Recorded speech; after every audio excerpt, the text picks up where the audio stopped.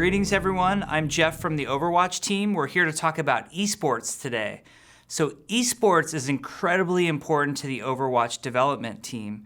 When Overwatch was first released, we were so impressed with how many people in the community sort of grabbed onto Overwatch and decided that they wanted it to be the next great esport.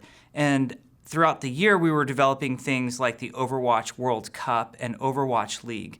We've also introduced things like Overwatch Contenders, which is sort of our up-and-coming league to show all the great talent coming into Overwatch Esports. But we realized that there's a lot of challenges with Overwatch and esports in general. And probably the top thing that we hear on the development team is that sometimes watching Overwatch Esports can be very challenging to follow the action and know what's going on. So for the past few months, the Overwatch team has been extremely dedicated to working on a number of features to improve the viewing experience for all of us so that when we're watching things like Overwatch World Cup or the upcoming Overwatch League, it's an amazing, great experience. And today I want to walk you through some of the things that we've been doing. Now, when I mention a lot of these features, they're going to sound really cool, but it's important to understand who they're targeted at.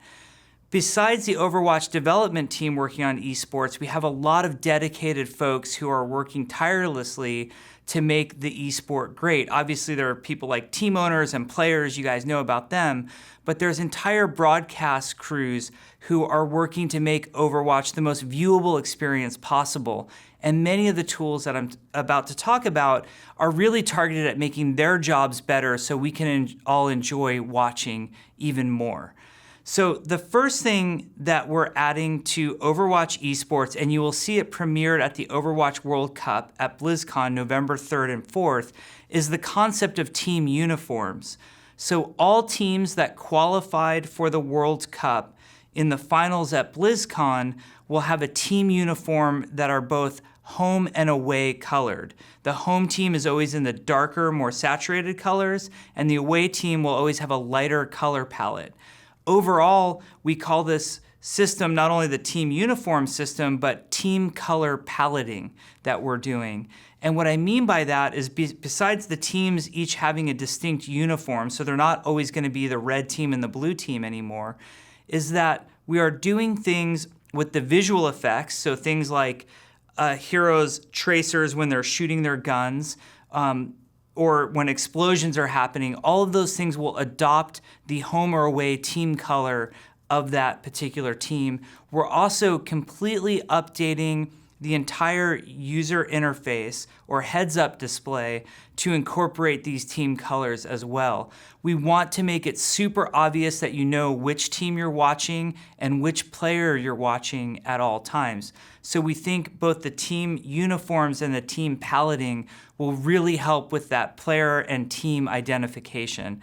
Plus, the teams are just going to look awesome in their great uniforms as well. Other things that are coming to help the broadcast. For our observers and broadcasters, we are introducing a top-down interactive map for them that lets them see all of the action at once and know where everybody on either team is at all times. It also gives them an indication of what their ultimate status is, whether or not they're stunned or frozen or rooted in place. They can see all of this information. It basically, for them, is presented as a 2D overlay over the 3D map, so they can literally see things like tracers blinking effects at the same time underneath this 2D overlay. We think it's extremely cool technology. We've had our observers and casters out here to work with it, and they say that it makes their job a lot easier to sort of relay information to you guys and make for a better broadcast. We're also curious to see if some of our broadcast partners even show this interactive top-down map at times during the broadcast as well, because we think it looks pretty cool. So that feature is coming. Now, speaking of the observers, these are basically the camera people who are framing the action for esports. There are some other features that we put in place to make life easier for them.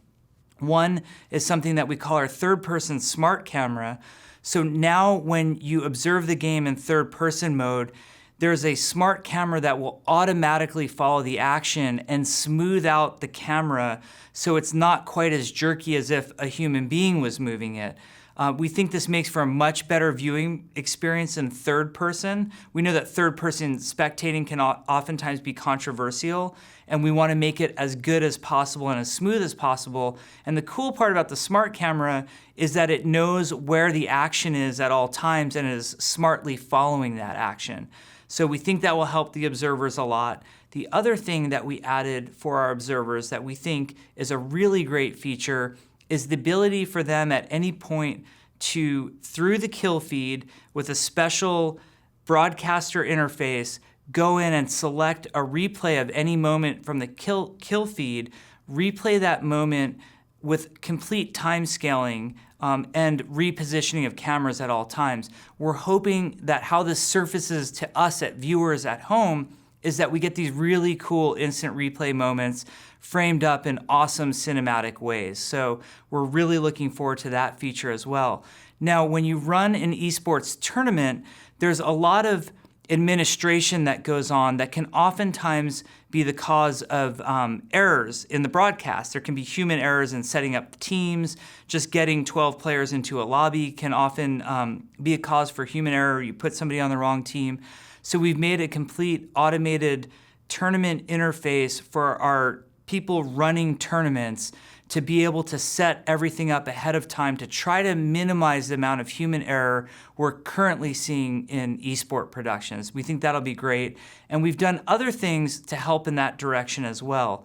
For example, now starting at the Overwatch World Cup, if a player in an esports tournament disconnects, the game will automatically pause and not have to wait for an official to press the button. It will happen right away.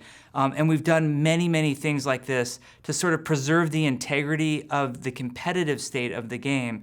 In fact, the server has a much better idea now of what the competitive game state is at any moment. So if there are hiccups and technical challenges, or if a player leaves for whatever reason, we're hoping that we can more often than not just resume from the current competitive state and not have to do things like replay matches. Of course, there's always going to be cause for occasionally having to restart matches, but we're trying to minimize and mitigate those things as much as possible.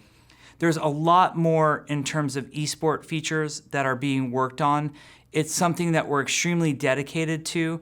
It's important that people recognize that this isn't the final step. This isn't the moment where we say, hey, here are all the things that we're working on and we're done. In fact, we're looking at Overwatch World Cup as one major milestone on our long journey to continuously improving the esports watching experience. Beyond World Cup, we'll be looking towards the Overwatch League and making that as viewable and as watchable as possible. I think you're really going to love, you've already started to see some of the Overwatch League team uniforms. I think when you see the rest of them and all of them together, you'll realize how cool that system's going to be.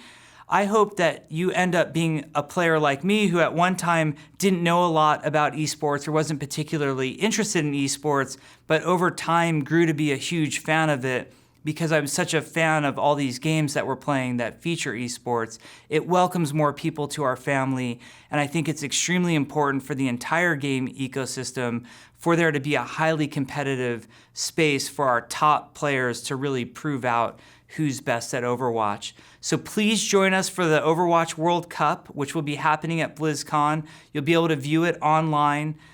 We think it's going to be amazing, and you'll see our first steps towards making esports much more enjoyable for all of us to watch. Thank you.